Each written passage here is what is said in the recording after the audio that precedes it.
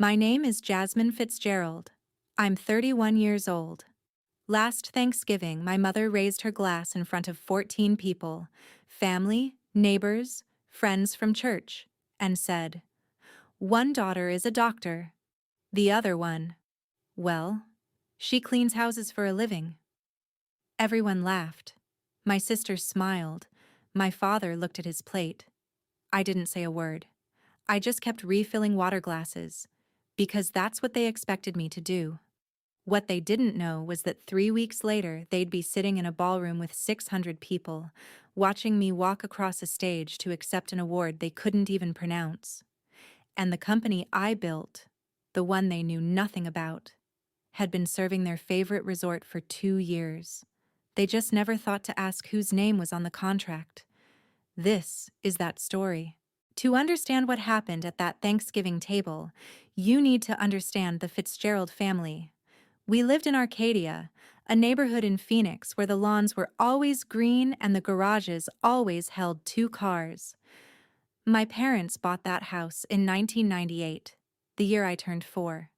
4 bedrooms, a pool in the backyard, the kind of place where you hosted barbecues and pretended everything was fine. My mother, Lorraine, was 58 years old. She'd been an elementary school teacher for 22 years before retiring. She believed in 3 things: God, appearances, and her eldest daughter. My father, Gerald, was 62. He'd spent his career as an accountant at a mid-sized firm in downtown Phoenix.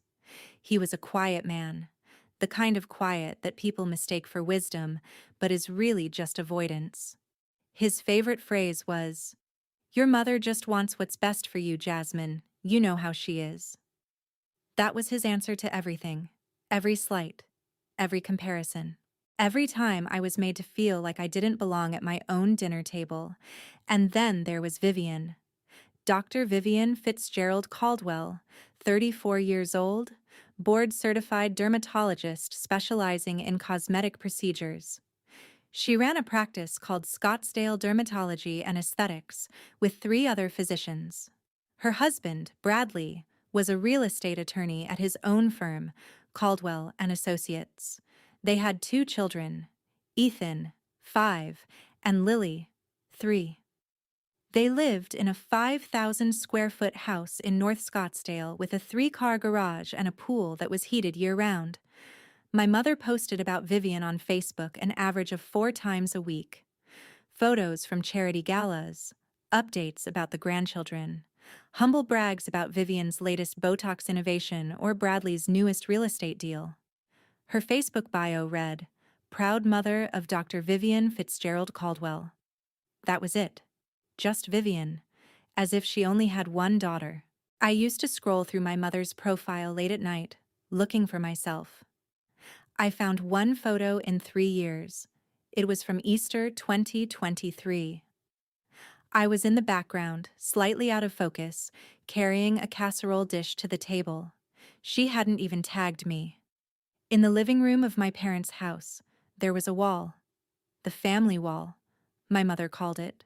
12 framed photographs arranged in a perfect grid. Vivian's wedding, Vivian's medical school graduation, Vivian holding Ethan for the first time, Vivian and Bradley at some gala, her in a red dress, him in a tuxedo. I counted once. Vivian appeared in 11 of those 12 photos. I was in one. My high school graduation. I was standing between my parents, wearing a cap and gown, smiling a smile that didn't reach my eyes. That photo was in the bottom corner, partially hidden by a decorative plant. Growing up, I was always Vivian's little sister. Never just Jasmine. Teachers would light up when they saw my last name on their roster. "Oh, are you related to Vivian Fitzgerald? She was such a wonderful student." And then their faces would fall, just slightly, when they realized I wasn't going to be wonderful in quite the same way. I was a good student, B+ average, honor roll, but not valedictorian. I played softball for 2 years before quitting. I was in the drama club but never got the lead. I was fine, average, forgettable. And in a family that worshipped excellence, forgettable was the same as failure. When Vivian graduated from medical school, my parents threw a party for 60 people. They rented out a restaurant. There was a live band. My mother gave a speech that lasted 12 minutes and made 3 people cry. When I got my CNA certification at 22, my mother said, "That's nice, honey. Can you pass the salad?" No party. No speech. Just salad. When Vivian bought her first house, my parents gave her $30,000 for the down payment. When I moved into my first apartment, a 1-bedroom in Tempe with bars on the windows, my mother asked if I really needed to live alone. Wouldn't it be cheaper to stay home? When Vivian announced her engagement to Bradley, my mother cried tears of joy for 20 minutes. When I brought home my first serious boyfriend, she asked him what he did for work, then spent the rest of dinner explaining how Bradley had just made partner. The message was clear. It was always clear. There was Vivian. And then, there was everyone else. For 5 years, I worked at Scottsdale Dermatology and Aesthetics, Vivian's practice. It started as a favor. At least, that's how she framed it. I had just gotten my certification as a medical assistant. I was 22, eager to prove myself, desperate to find my place in a family that never seemed to have room for me. Vivian called me one afternoon in March 2016. "There's an opening at the practice. Front desk and patient intake. I told the office manager you might be interested." I should have heard the warning in her voice, that slight edge beneath the generosity. But I was young.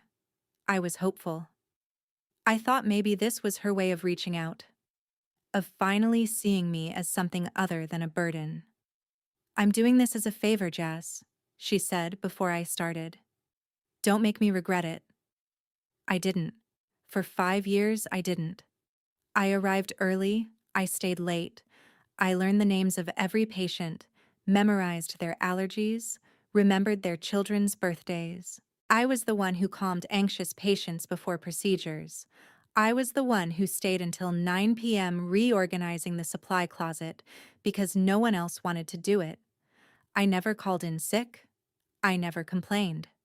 I never once mentioned to anyone that my sister was one of the physicians. I wanted to earn my place. I wanted them to see me as Jasmine, not as Vivian's little sister. And for 5 years, I thought it was working. Then came March 15th, 2021. A Monday, 9:47 a.m. I was called into the office of Sandra Whitfield, the practice manager. She was sitting behind her desk with a folder in front of her and a look on her face that I'd never seen before. "Jasmine, please sit down." I sat. "We've received some concerns about your performance. Multiple concerns. I'm sorry, but we have to let you go, effective immediately." The room tilted. "Concerns?" I managed. "What concerns? From who?" Sandra's eyes flickered toward the wall, toward the door, toward anywhere but my face. "I'm not at liberty to discuss the specifics, but the decision has been made. HR will process your final paycheck. You have 20 minutes to collect your belongings." 20 minutes. 5 years of my life. Perfect attendance. Not a single complaint in my file. And I was being escorted out the back door in 20 minutes. I packed my things in a cardboard box, a framed photo of my parents, a coffee mug that said, "World's okayest employee," a small succulent I'd kept on my desk for 3 years. As I walked down the hallway toward the exit, I passed Vivian's office. The door was open. She was on the phone, laughing at something, her chair turned toward the window. She didn't look up. She didn't even turn around. 2 weeks later, I got a phone call. It was from Heather, the receptionist. We'd worked together for 4 years. She was the closest thing I had to a friend at that practice. "Jasmine, I'm so sorry. I thought you knew." "Knew what?" Silence. Then, "It was Vivian. She went to Sandra. She said you were a liability. She said you made patients uncomfortable. She said you had attitude problems and that it was affecting the practice's reputation." I couldn't speak. None of it was true, Jasmine. Everyone knows that. But Sandra, she wasn't going to argue with a physician, especially not one of the partners. The call lasted 11 minutes. I remember because I was staring at my phone the entire time, watching the seconds tick by, feeling something inside me harden with each one. After Heather hung up, I sat in my car in the Walmart parking lot for 2 hours. I didn't cry. I didn't scream. I just sat there, staring at the steering wheel, trying to understand how my own sister could do this to me. I had $3,200 in debt, no job, no references I could use, and no explanation I could give to my parents that wouldn't sound like I was attacking their golden child. So I didn't tell them. I told them I left because I wanted a change, because I was burned out, because I needed to find myself. My mother sighed and said, "Well, I hope you find something soon. It's embarrassing when people ask what you do." I found something, but not in the way anyone expected. That night, I called the only person I thought might understand. Not my mother, not my father, not any of my friends who would tell me to confront Vivian, to make a scene, to fight back. I called Aunt Marlene. Marlene was my father's younger sister, 59 years old, divorced twice. She'd been a hairdresser for 30 years, working out of a small salon in Mesa called Bella Vita. In the Fitzgerald family, she was the cautionary tale, the one my mother referenced when she wanted to scare us into achievement. You don't want to end up like your Aunt Marlene, do you? But Marlene was the only one who ever asked me how I was doing without waiting for an answer she wanted to hear. The phone rang 3 times before she picked up. "Jasmine, honey, what's wrong?" I told her everything. The firing, Heather's call, the realization that my own sister had sabotaged my career to protect her precious reputation. When I finished, there was a long silence. Then Marlene said, "Honey, I've been the family disappointment for 30 years. You want my advice? Don't give them the satisfaction of watching you bleed. And don't give them the satisfaction of watching you heal either. Just live, quietly. And one day, they'll see." They'll see what? Everything they missed. That was the day I stopped being Vivian's sister, and the day I started becoming someone else entirely. After I got fired, I had to pay rent. I had $3,200 in debt, no job prospects, and a family that thought I was a failure. So I did what anyone in my position would do. I started cleaning houses. It wasn't glamorous. It wasn't what I'd imagined for myself at 27 years old. But a friend of a friend knew someone in Paradise Valley who needed help, and I needed money. Her name was Mrs. Pemberton, 73 years old, a widow who lived alone in a 6,000 square foot house with more rooms than she could count.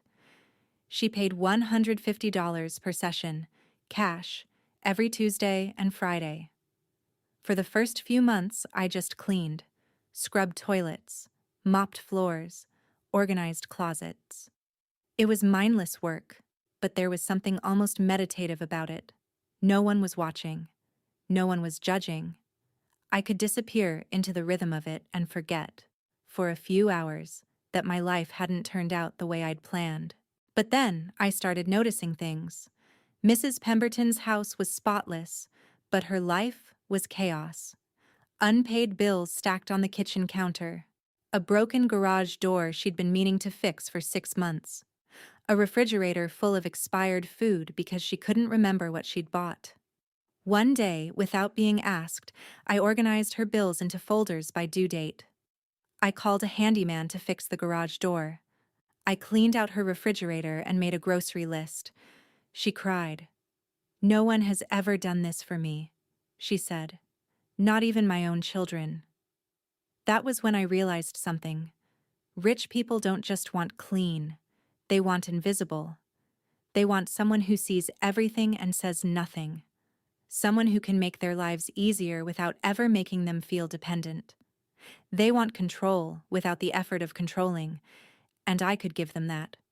On September 12, 2022, I filed the paperwork for Pristine Concierge LLC. The filing fee was $50. The woman at the counter asked what we did. "We make rich people's lives easier," I said. She laughed. I didn't.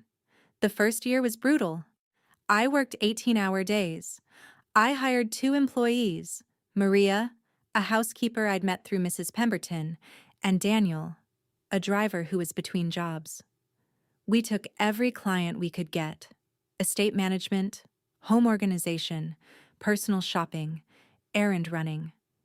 If it made someone's life easier and they could pay for it, we did it. By the end of 2022, we had 12 clients. Revenue, $4,200 a month, barely enough to cover payroll and keep the lights on. I almost quit 3 times. But then, in April 2023, everything changed. I got an email from a woman named Victoria Ashford.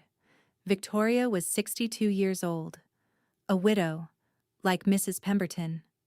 But unlike Mrs. Pemberton, Victoria owned a 120-room luxury resort in Paradise Valley called the Mirada. Room rates started at $800 a night and went up to $3,000 for the presidential suite. Her previous housekeeping contractor had been caught in a scandal: employees stealing from guests, shoddy work covered up with bribes. Victoria needed a new vendor, someone discreet, someone trustworthy, someone who understood that in the luxury hospitality business, reputation is everything. One of my clients had mentioned my name. I met Victoria in her office on a Tuesday afternoon. She sat behind a mahogany desk that probably cost more than my car, studying me with eyes that missed nothing. "Everyone promises discretion," she said. "What makes you different?" I thought about Vivian, about my mother, about all the years I'd spent being invisible in my own family. "I've spent my whole life being invisible, Mrs. Ashford. I know how to make other people feel seen while staying unseen myself." She stared at me for a long moment. Then she slid a contract across the desk. $28,000 a month, 18-month term. "Can you handle it?" I said yes. I had no idea if I could handle it, but I figured it out. I hired 8 more employees. I created training protocols. I implemented quality control systems I'd learned from YouTube videos and business books I'd checked out from the library. And it worked. Victoria signed a second contract. Then she introduced me to her friends, the owners of Desert Sage Resort and Copper Canyon Lodge. By the end of 2024, I had contracts with all 3.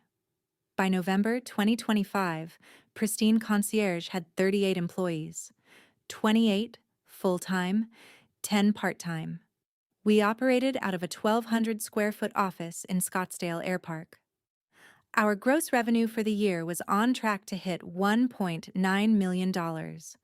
I drove a 2019 Honda Civic. I wore jeans and plain sweaters.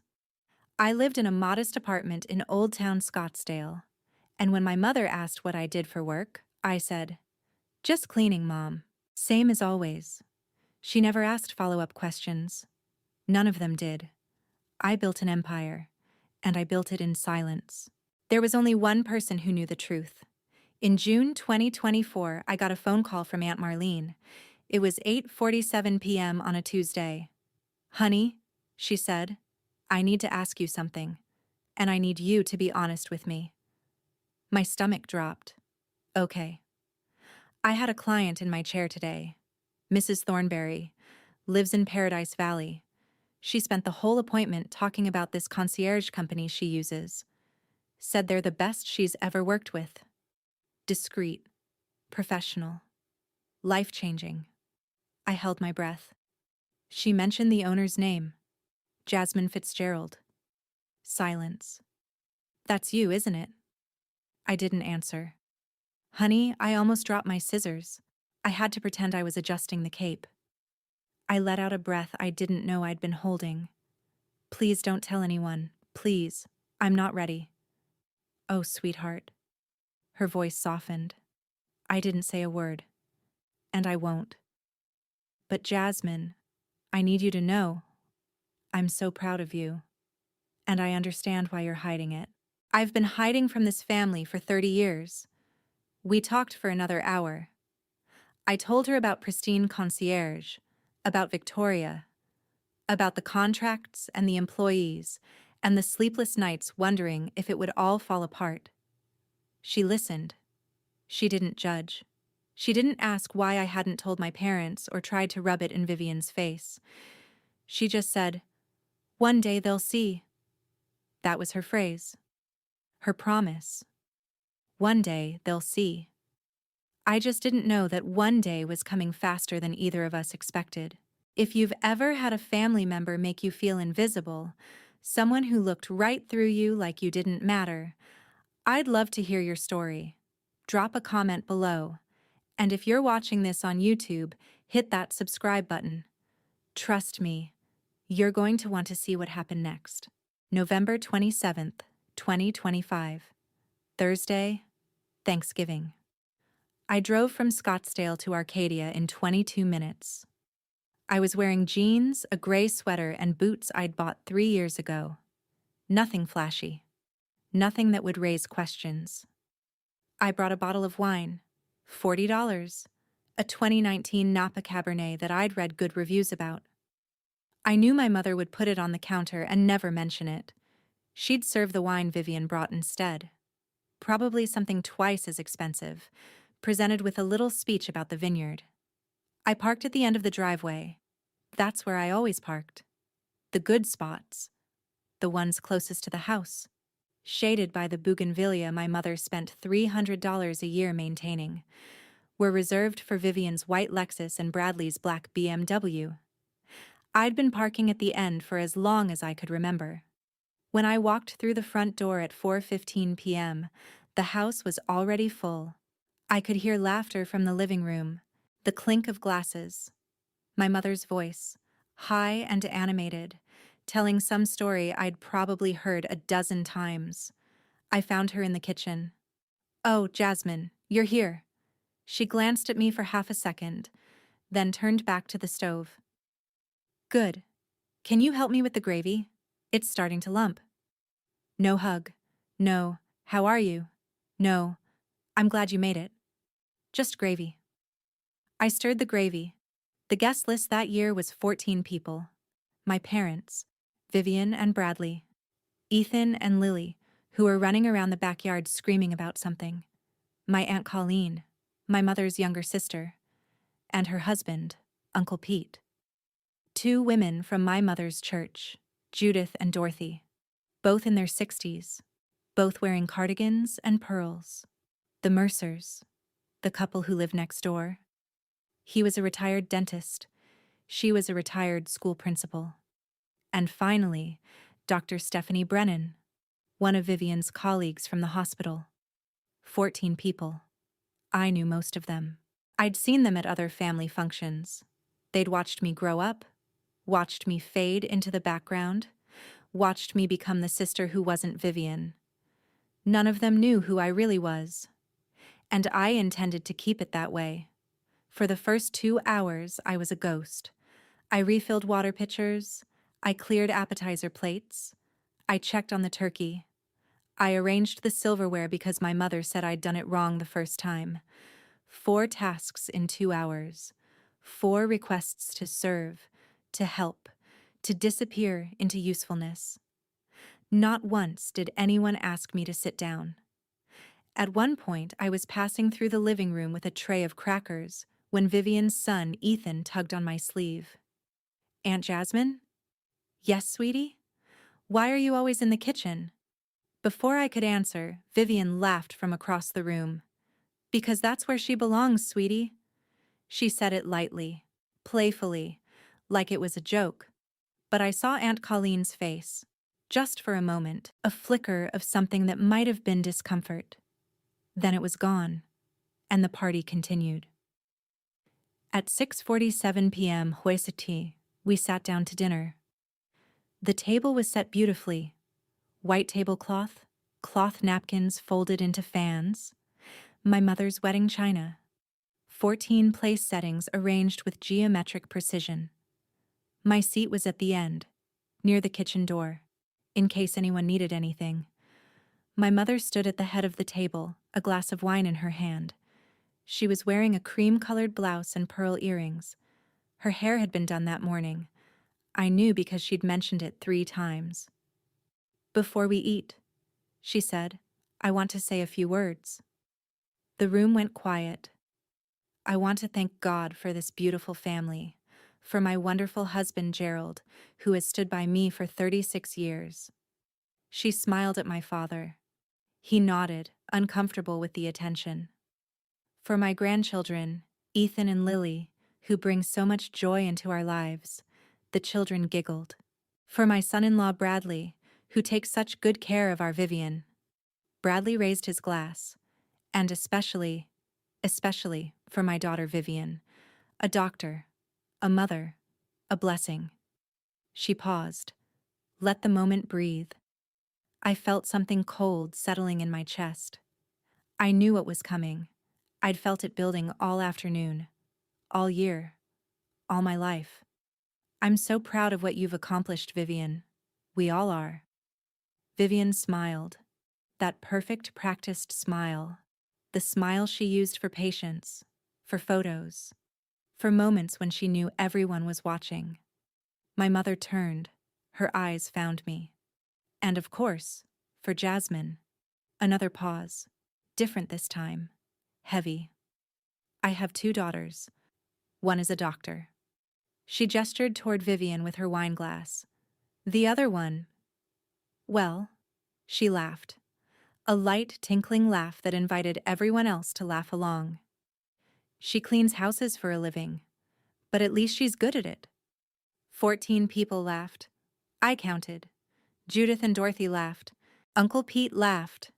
Bradley laughed. Mr. Mercer laughed. Dr. Stephanie Brennan laughed. Vivian laughed loudest of all. My father didn't laugh. He looked down at his plate. Mrs. Mercer didn't laugh. She pressed her lips together and stared at her napkin. But everyone else laughed.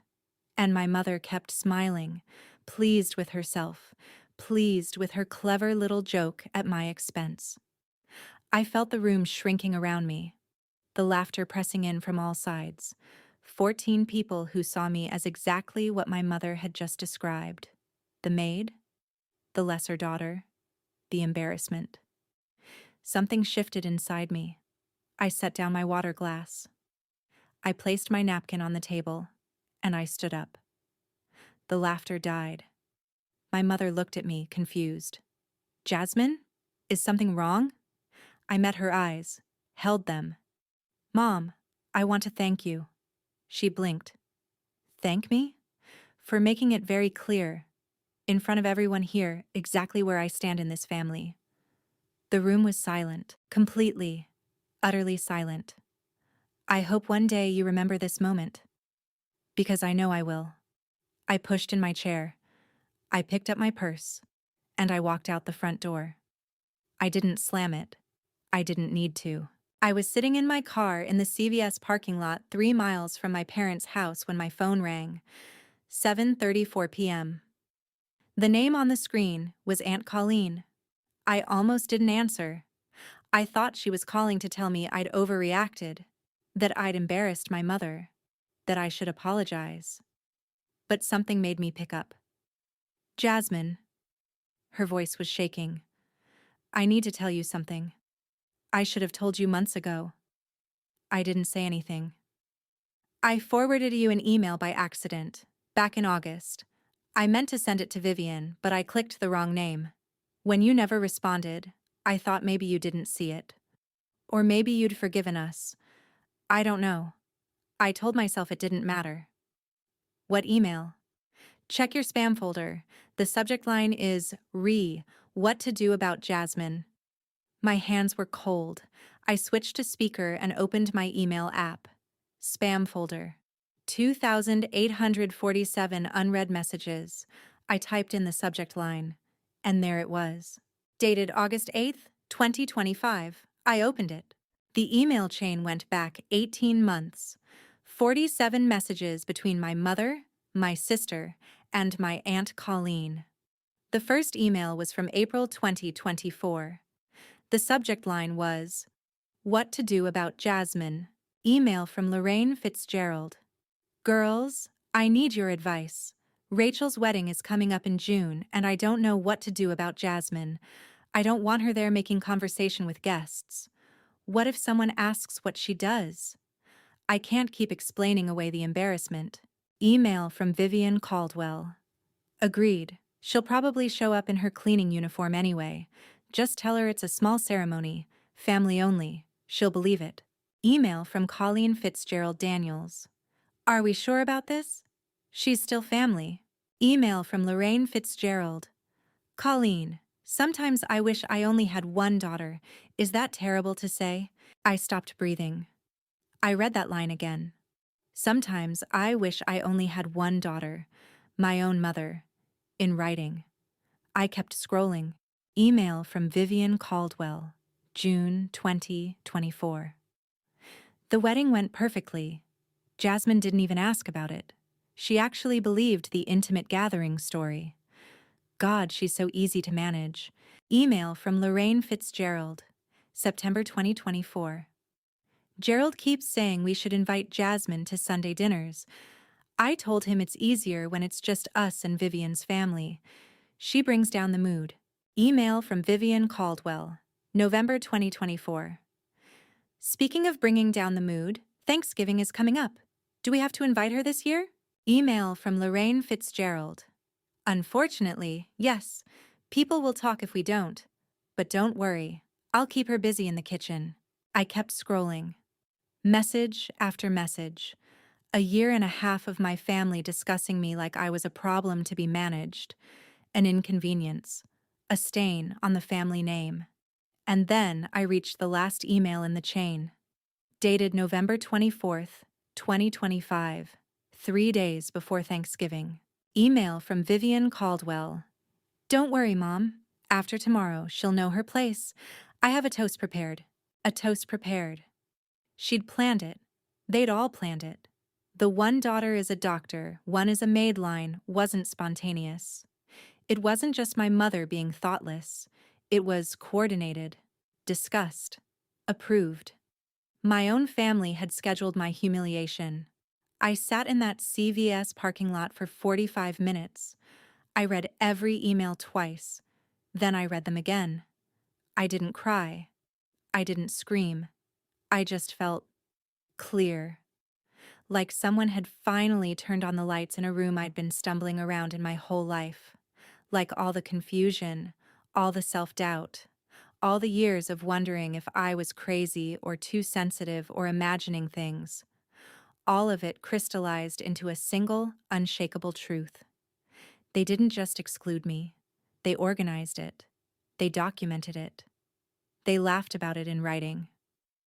I created a folder in my email. I named it Evidence. I forwarded all 47 emails. And then I drove home. The next morning, Friday, November 28th, 2025, I woke up to a new email, but this one wasn't from my family. It was from Victoria Ashford. Email subject: Arizona Rising Entrepreneur Award. Congratulations, email body. Dear Jasmine, it is my honor to inform you that you have been selected as the recipient of this year's Arizona Rising Entrepreneur Award, presented by the Southwest Business Council. The ceremony will take place on December 18th at the JW Marriott Phoenix Desert Ridge. 600 guests, local press coverage, and a speech from you. Should you choose to accept? I've watched your company grow from a single employee to an industry leader in just 3 years. You've earned this recognition, and I couldn't be more proud to have nominated you. Please let me know if you'll accept. I hope you will. With admiration, Victoria Ashford. I read the email 3 times. December 18th. 3 weeks away. 600 people. Local press. And 10 complimentary tickets. I looked at that number. 10 tickets.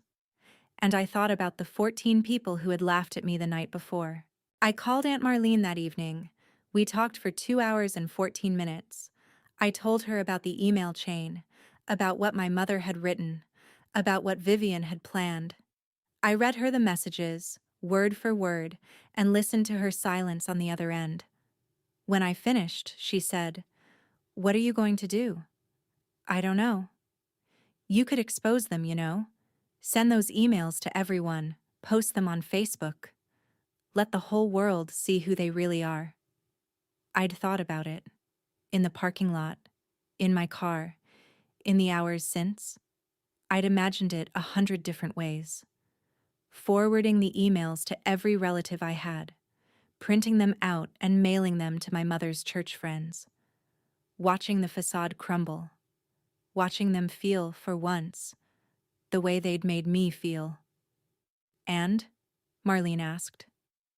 And I realized that's what they would do. Silence. "I'm not them, Aunt Marlene. I'm not going to destroy them.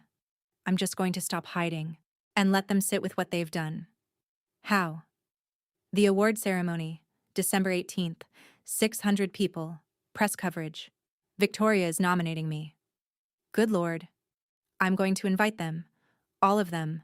Mom, Dad, Vivian, Bradley." "They'll never come."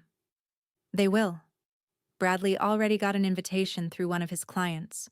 They think it's a networking event. They don't know who's receiving the award." Another silence, longer this time. "Jasmine, are you sure?" "I've never been more sure of anything in my life." "Then I'll be there, front row, with bells on." I smiled. For the first time in days, I actually smiled. "Thank you, Aunt Marlene." "For what?"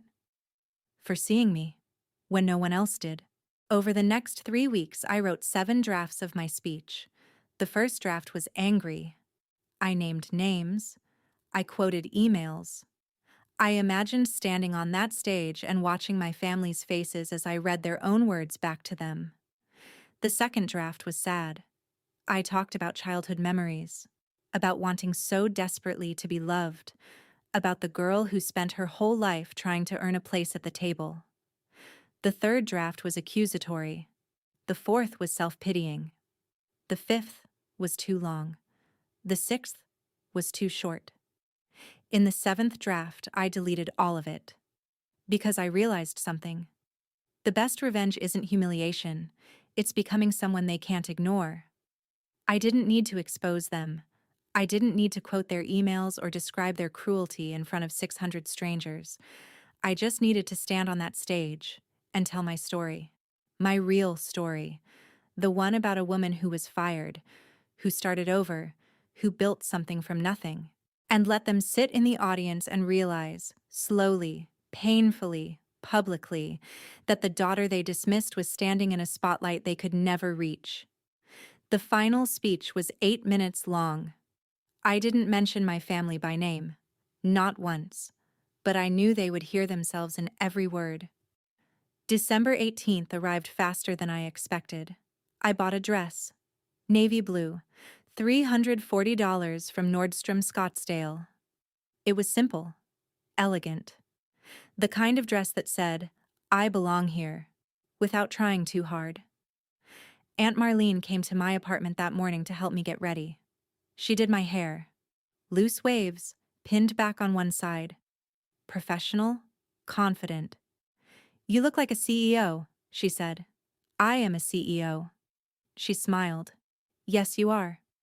At 6:15 p.m., my phone buzzed. A notification from Instagram. Vivian had posted a photo. Her and Bradley, dressed in formal attire, standing in the lobby of the JW Marriott. The caption read, "Networking with my husband at a business gala. Blessed life." They were there. They had no idea. Was set for 600. I arrived at 6:30 was set for 600. I arrived at 6:30 p.m. through the speaker entrance. Victoria met me backstage wearing a silver gown and a smile that could light up a room. "Are you ready?" I looked through a gap in the curtain. The ballroom was filling up. Business leaders, local politicians, journalists with cameras, round tables draped in white cloth, each one topped with a small centerpiece of desert flowers. And there, at table 14, I almost laughed at the number, sat my parents. My mother in a burgundy dress. My father in a suit he'd probably owned for 20 years. Vivian in emerald green. Bradley in a tailored navy jacket. They were laughing, drinking champagne, completely unaware. "I've been ready for 3 years," I said. The program started at 7 p.m. There were speeches, networking awards, recognition of sponsors, a video presentation about the Southwest Business Council and their mission to support local entrepreneurs. I barely heard any of it. I was watching table 14, watching my mother lean over to whisper something to Vivian, watching Bradley check his phone under the table, watching my father look around the room with the vague discomfort of a man who knew he didn't belong here, but couldn't explain why. At 7:45 p.m., the MC, a local news anchor named James Whitman, stepped up to the podium. "Ladies and gentlemen, it's my pleasure to introduce the highlight of tonight's program, the Arizona Rising Entrepreneur Award." The room quieted. This award recognizes an exceptional business leader who has demonstrated innovation, growth, and community impact. This year's recipient has built something truly remarkable. I felt my heart pounding. Pristine Concierge was founded just 3 years ago with 1 employee and a vision. Today, it employs 38 people. It serves 3 of Arizona's most prestigious luxury resorts, and this year it generated nearly $2 million in revenue. I heard a murmur ripple through the crowd. Impressed murmurs, the sound of people recognizing success. The founder of Pristine Concierge started from nothing. She faced setbacks. She faced doubt. She faced people who told her she would never amount to anything. James paused, let the words land. Tonight, we prove them wrong. I closed my eyes, took a breath. "Please welcome to the stage, Jasmine Fitzgerald." I heard my mother gasp before I even stepped into the light. The curtain parted. The spotlight hit my face, and I walked across that stage with 600 people watching, including the 4 people who had spent my entire life wishing I didn't exist. I didn't look at them. Not yet. I reached the podium. I adjusted the microphone. I looked out at the sea of faces, strangers mostly, but also Victoria in the front row, beaming, and Aunt Marlene beside her, dabbing at her eyes with a tissue. And at table 14, 4 frozen figures. I began. "Thank you, James. And thank you to the Southwest Business Council for this incredible honor." My voice was steady, calm, the voice of someone who had practiced in front of a mirror until the words felt like breathing. "I want to tell you a story, a true story, about a woman who, 4 years ago, had nothing." I paused. In 2021, I was fired from my job.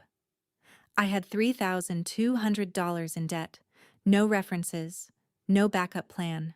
I was 27 years old, and I had no idea what I was going to do with my life. I saw my mother shift in her seat.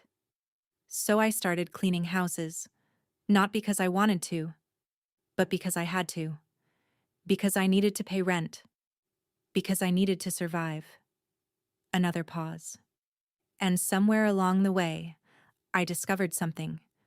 I discovered that I was good at it.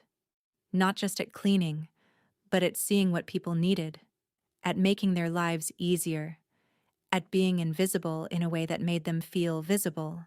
I let that word hang in the air. Invisible. I built Pristine Concierge with my own 2 hands. I started with 1 client, then 5, then 50. I made mistakes. I worked 18-hour days. I doubted myself more times than I can count. I looked directly at table 14. And there were people who were supposed to love me, who told me I would never amount to anything. I saw Vivian's face go pale. People who called me an embarrassment. I saw my mother's hand fly to her mouth. People who excluded me from family events because they were ashamed to be seen with me. I saw my father close his eyes. To those people, I want to say, thank you. The room was silent. Absolutely silent. You gave me the greatest gift anyone could give. You gave me a reason to prove you wrong. I paused. Let the moment breathe. This award isn't just for me. It's for every person who's ever been told they're not good enough. For everyone who's been dismissed, overlooked, underestimated.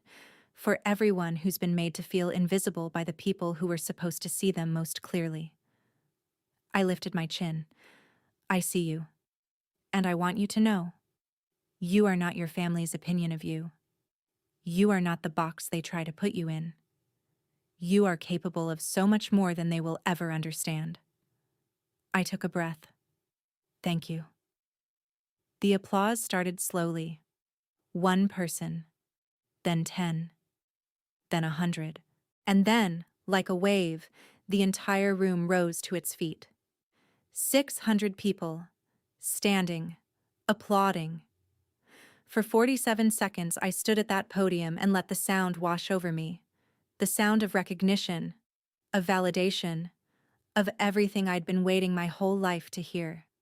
And at table 14, my family sat frozen in their seats. They didn't stand. They couldn't. After the ceremony, there was a reception. I was surrounded by people. Business leaders who wanted my card. Journalists who wanted interviews. Victoria, who hugged me so tightly I couldn't breathe. But I kept one eye on the door. I knew they would come. And at 8:32 p.m., my mother appeared. She was alone. Vivian and Bradley must have stayed at the table. Or maybe they'd already left. I didn't know. I didn't care. She walked toward me slowly. Her face was streaked with mascara. Her hands were shaking. Jasmine. I turned to face her. Why didn't you tell me? I looked at her. At the woman who had given birth to me. Who had raised me. Who had wished, in writing, that she only had one daughter. Would you have believed me, Mom? She opened her mouth. Closed it. Would you have been proud? Or would you have found another reason to compare me to Vivian? She didn't answer. That's what I thought. Her eyes filled with tears. I didn't mean the things I said, the emails. You meant every word. Jasmine, please. I'm not angry, Mom. She looked up, startled. I'm not angry, I repeated. I'm just done. I turned and walked away. She called after me.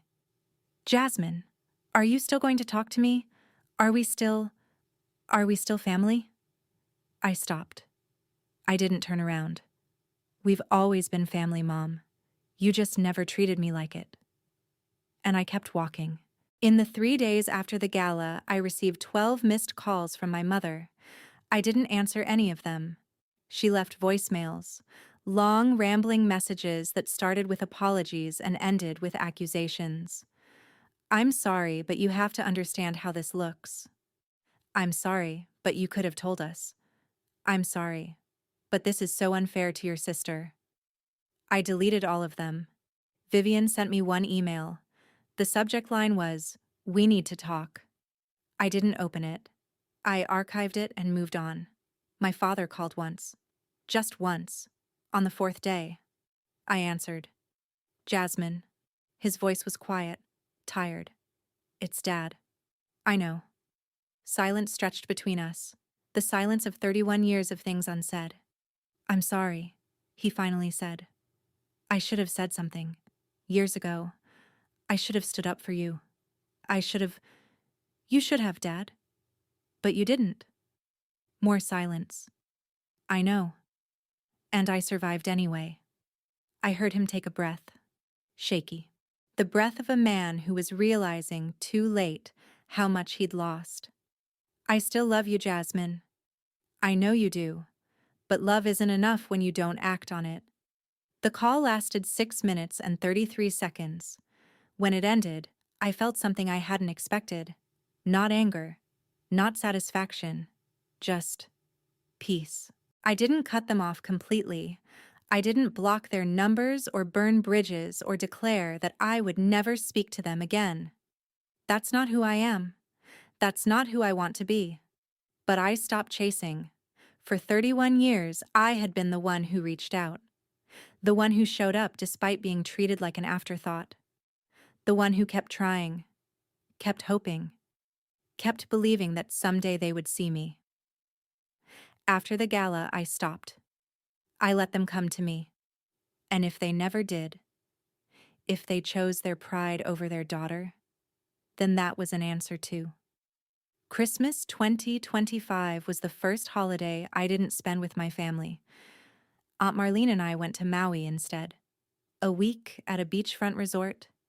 We ate too much, drank too many Mai Tais, and watched the sunset every evening from our balcony. My mother sent a Christmas present. I sent it back unopened. Some people would say that's petty. Some people would say I should forgive and forget. Give them another chance. Be the bigger person. But here's what I've learned. Forgiveness doesn't mean accepting continued mistreatment. Being the bigger person doesn't mean making yourself small enough to fit into someone else's expectations. I wasn't closing the door forever. I was just stopping holding it open for people who refused to walk through. In January 2026, I received an unexpected email. It was from Dr. Stephanie Brennan, the woman who had been at Thanksgiving, Vivian's colleague, one of the 14 people who had laughed at my mother's toast, one who wasn't good enough, the one who wasn't good enough, the one who got compared to a sibling who could do no wrong. I'm sorry I laughed at that toast. I was a coward. I didn't want to make waves. I told myself it wasn't my place. But watching you on that stage at the gala, hearing your story, I realized something. It's always our place. When we see someone being treated badly, it's always our place to speak up. If you ever want to talk, I'm here.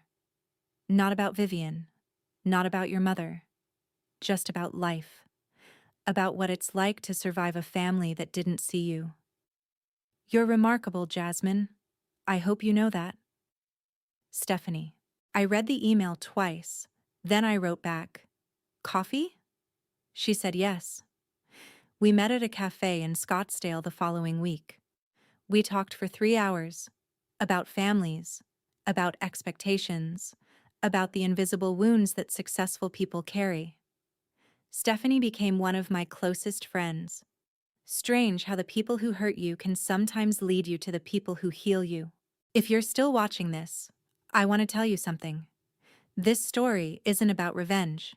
It's not about proving my family wrong, or watching them suffer or getting the last word. That might be satisfying for a moment, but it doesn't fix anything. It doesn't heal anything. This story is about freedom. For 31 years, I waited for my family to see me. I waited for my mother to be proud of something I did. I waited for my father to stand up for me. I waited for my sister to treat me like an equal instead of a liability. I waited and waited and waited, and they didn't. They couldn't. Or maybe they just wouldn't. But here's what I learned. I don't need their permission to exist. I don't need their approval to succeed. And I don't need their love to know that I'm worthy of it. The gala wasn't about humiliating my family. It was about stepping into the light, about letting the truth speak for itself, about standing on a stage in front of 600 strangers and claiming the success that I built with my own 2 hands, whether my family acknowledged it or not. They saw me that night. For the first time in my life, they really saw me. But by that point, it didn't matter, because I had already learned to see myself. If you're watching this and you recognize yourself in my story, if you're the other one in your family, the one they overlook, the one they underestimate, the one they call an embarrassment, I want you to know something. You don't have to prove anything to them. You don't have to wait for them to change. You just have to live, build quietly, grow silently, and one day, when you're ready, Step into the light. They'll see you then. But by that point, it won't matter, because you'll already see yourself. I am not the embarrassment, I never was, and I never will be again. If this story resonated with you, if you've ever been the invisible one in your family, I'd love to hear from you in the comments. What would you have done in my shoes? Would you have walked out of that Thanksgiving dinner? Would you have invited them to the gala? And if you're not subscribed yet, hit that button. I've got more stories coming about boundaries, about family, about what it really means to build a life on your own terms. Thank you for listening. Thank you for seeing me.